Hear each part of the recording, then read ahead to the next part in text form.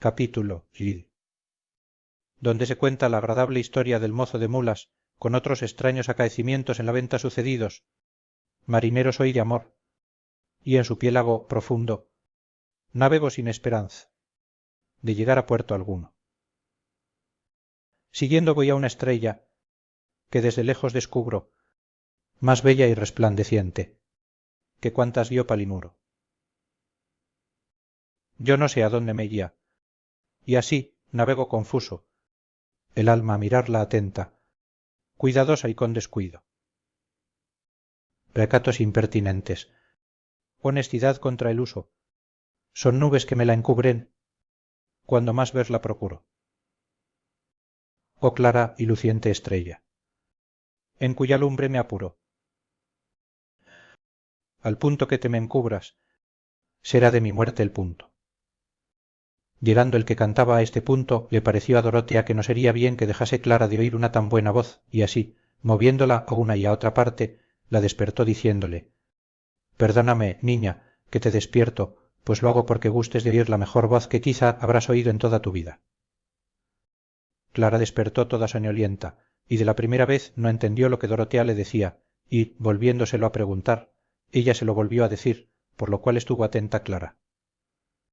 Pero apenas hubo oído 2 versos que el que cantaba iba prosiguiendo, cuando le tomó un temblor tan extraño como si de algún grave accidente de cuartana estuviera enferma, y abrazándose estrechamente con Dorotea le dijo: ay, señora de mi alma y de mi vida, ¿para qué me despertastes? Que el mayor bien que la fortuna me podía hacer por ahora era tenerme cerrados los ojos y los oídos, para no ver ni oír a ese desdichado músico. ¿Qué es lo que dices, niña? Mira que dicen que el que canta es un mozo de mulas.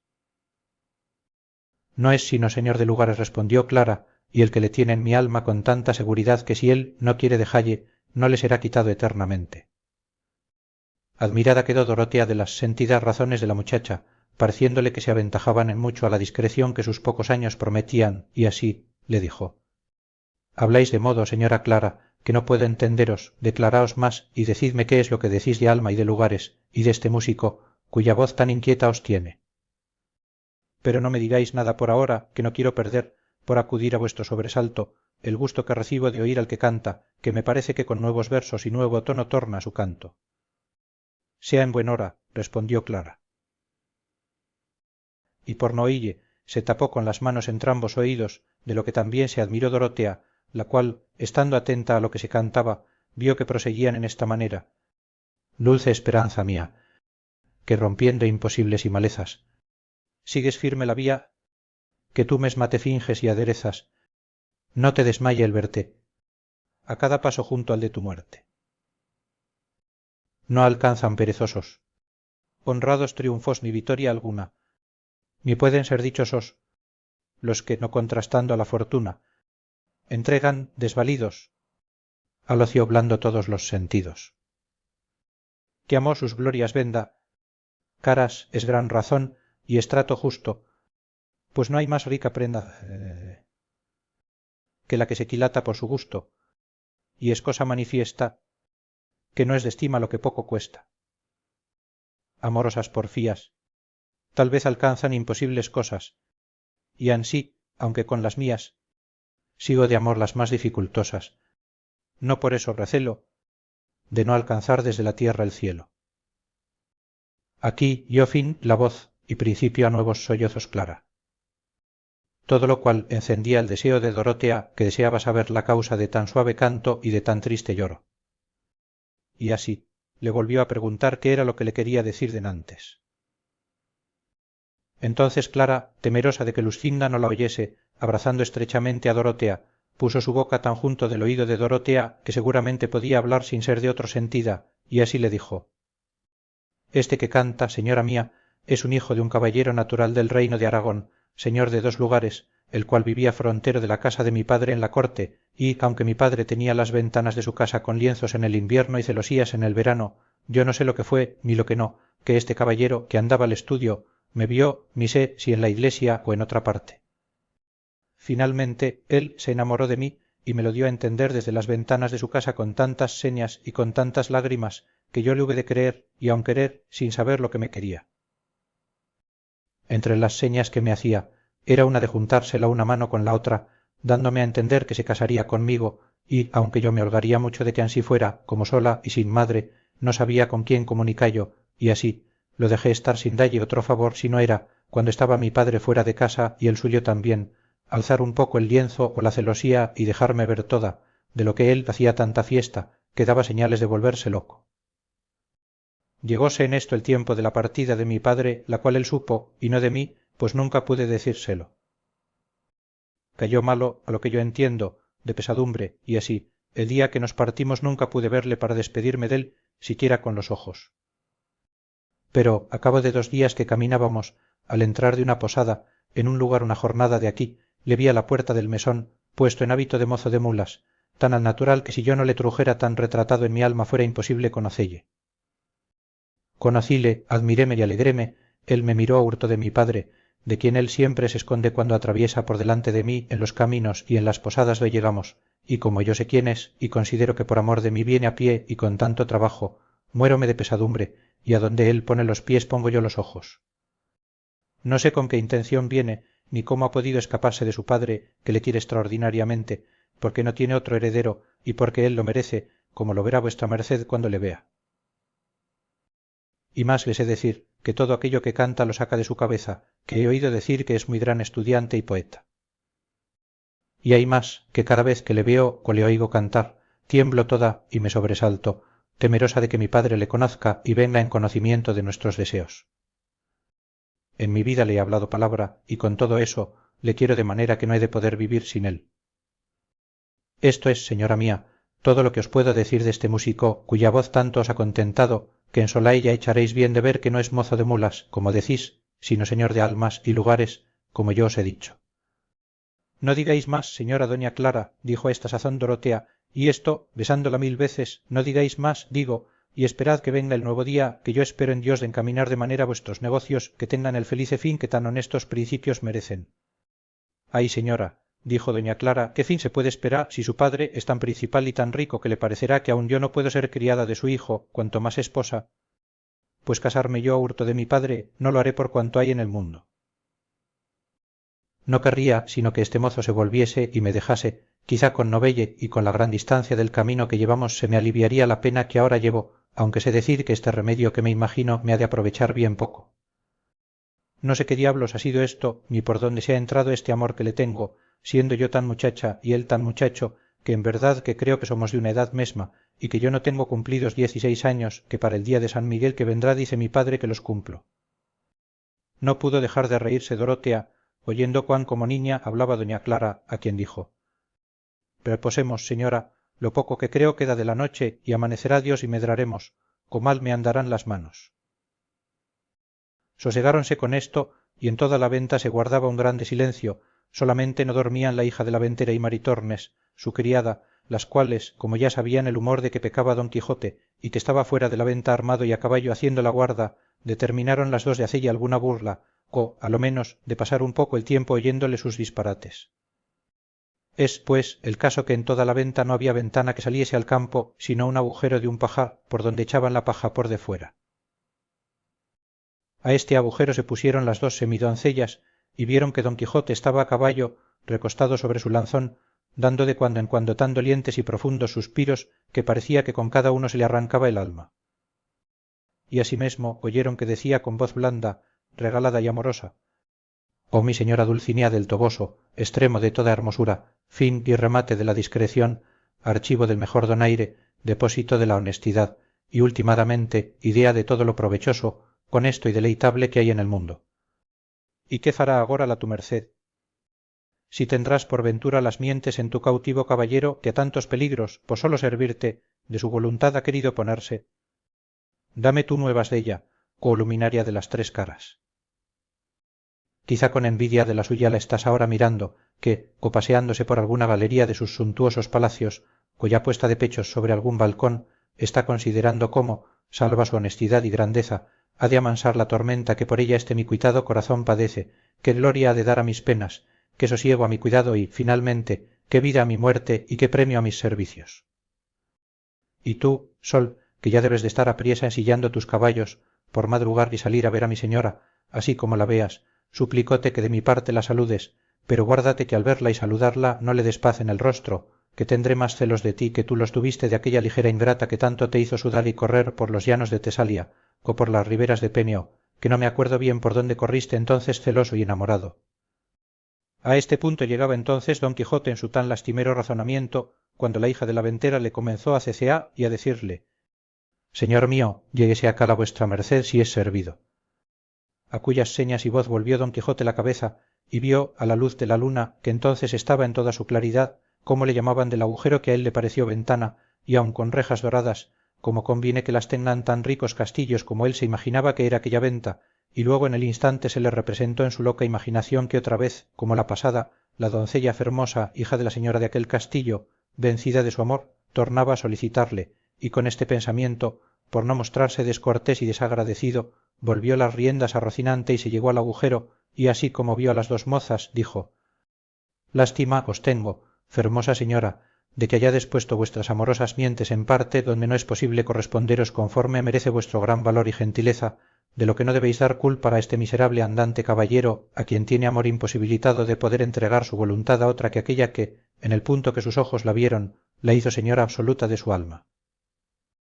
Perdonadme, buena señora, y recogeos en vuestro aposento, y no queráis, con significarme más vuestros deseos, que yo me muestre más desagradecido, y si del amor que me tenéis halláis en mí otra cosa con que satisfaceros, que el mismo amor no sea, pedídmela, que yo os juro, por aquella ausente enemiga dulce mía, de dárosla en continente, si bien me pidiésedes una guedeja de los cabellos de Medusa, que eran todos culebras, cuya los mesmos rayos del sol encerrados en una redoma.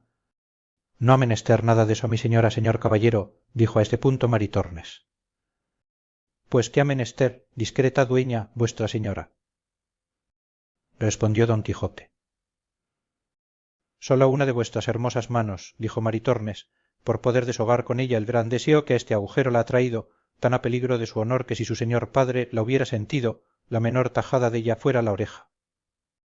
Ya quisiera yo ver eso, respondió don Quijote, pero él se guardará bien deso, si ya no quiere hacer el más desastrado fin que padre hizo en el mundo, por haber puesto las manos en los delicados miembros de su enamorada hija.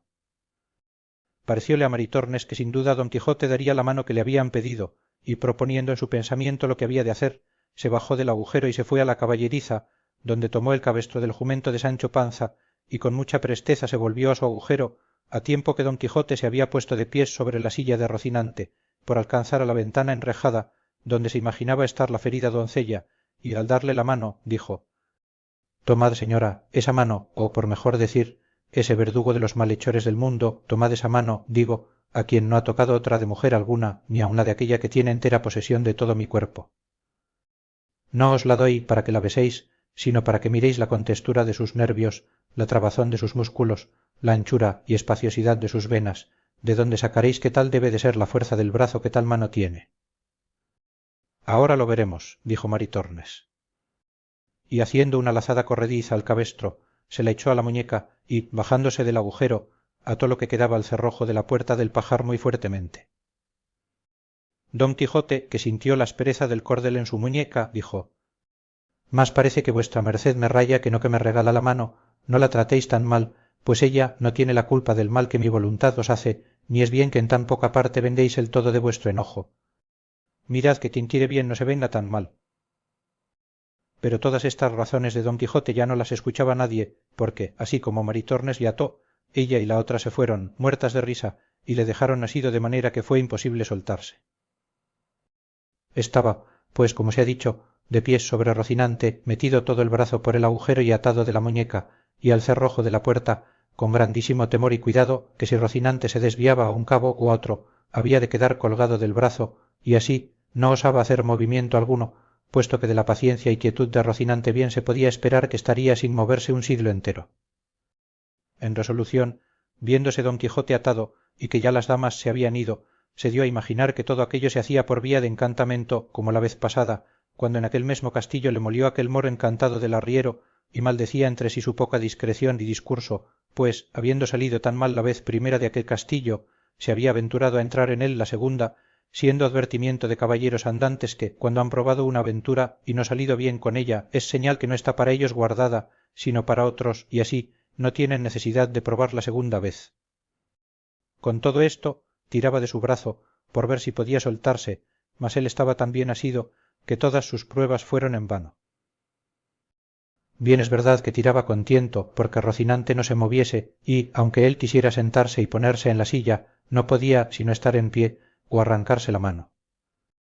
Allí fue el desear de la espada de Amadís, contra quien no tenía fuerza de encantamento alguno, allí fue el maldecir de su fortuna, allí fue el exagerar la falta que haría en el mundo su presencia el tiempo que allí estuviese encantado, que sin duda alguna se había creído que lo estaba, allí el acordarse de nuevo de su querida Dulcinea del Toboso, allí fue el llamar a su buen escudero Sancho Panza, que sepultado en sueño y tendido sobre el albarda de su jumento, no se acordaba en aquel instante de la madre que lo había parido, allí llamó a los sabios Lirgandeo y Alquife que le ayudasen, allí invocó a su buena amiga Urganda que le socorriese, y finalmente allí le tomó la mañana, tan desesperado y confuso que bramaba como un toro, porque no esperaba él que con el día se remediaría su cuita, porque la tenía por eterna, teniéndose por encantado. Y hacíale creer esto ver que Rocinante poco ni mucho se movía, y creía que de aquella suerte, sin comer ni beber ni dormir, habían de estar él y su caballo hasta que aquel mal influjo de las estrellas se pasase, o hasta que otro más sabio encantador le desencantase. Pero engañóse mucho en su creencia, porque apenas comenzó a amanecer, cuando llegaron a la venta 4 hombres de a caballo muy bien puestos y aderezados, con sus escopetas sobre los arzones. Llamaron a la puerta de la venta, que aún estaba cerrada, con grandes golpes, lo cual, visto por don Quijote desde donde aún no dejaba de hacer la centinela, con voz arrogante y alta dijo: caballeros o escuderos o quienquiera que seáis, no tenéis para qué llamar a las puertas de este castillo, que asaz de claro está que a tales horas o los que están dentro duermen o no tienen por costumbre de abrirse las fortalezas hasta que el sol esté tendido por todo el suelo. Desviaos afuera y esperad que aclare el día y entonces veremos si será justo o no que os abran. ¿Qué diablos de fortaleza o castillo es este?, dijo uno, para obligarnos a guardar esas ceremonias. Si sois el ventero, mandad que nos abran, que somos caminantes que no queremos más de dar cebada a nuestras cabalgaduras y pasar adelante, porque vamos de priesa. Paréceos, caballeros, que tengo yo talle de ventero, respondió don Quijote. No sé de qué tenéis talle, respondió el otro, pero sé que decís disparates en llamar castillo a esta venta. Castillos, replicó don Quijote, y aun de los mejores de toda esta provincia, y gente tiene dentro que ha tenido cetro en la mano y corona en la cabeza. Mejor fuera al revés, dijo el caminante, el cetro en la cabeza y la corona en la mano. Y será, si a mano viene, que debe de estar dentro alguna compañía de representantes, de los cuales es tener a menudo esas coronas y cetros que decís, porque en una venta tan pequeña y a donde se guarda tanto silencio como ésta, no creo yo que se alojan personas dignas de corona y cetro. Sabéis poco del mundo, replicó don Quijote, pues ignoráis los casos que suelen acontecer en la caballería andante. Cansábanse los compañeros que con el preguntante venían del coloquio que con don Quijote pasaba y así tornaron a llamar con grande furia y fue de modo que el ventero despertó y aun todos cuantos en la venta estaban y así se levantó a preguntar quién llamaba. Sucedió en este tiempo que una de las cabalgaduras en que venían los 4 que llamaban se llegó a oler a Rocinante que melancólico y triste, con las orejas caídas, sostenía sin moverse a su estirado señor y como, en fin, era de carne, aunque parecía de leño, no pudo dejar de resentirse y tornar a oler a quien le llegaba a hacer caricias, y así no se hubo movido tanto cuando se desviaron los juntos pies de don Quijote y resbalando de la silla, dieran con él en el suelo, a no quedar colgado del brazo, cosa que le causó tanto dolor que creyó que la muñeca le cortaban o que el brazo se le arrancaba, porque él quedó tan cerca del suelo que con los extremos de las puntas de los pies besaba la tierra, que era en su perjuicio, porque como sentía lo poco que le faltaba para poner las plantas en la tierra, fatigábase y estirábase cuanto podía por alcanzar al suelo, bien así como los que están en el tormento de la garrucha, puestos a toca, no toca, que ellos mesmos son causa de acrecentar su dolor, con el ahínco que ponen en estirarse, engañados de la esperanza que se les representa que con poco más que se estiren llegarán al suelo. Rocinante se mueve y don Quijote resbala de la silla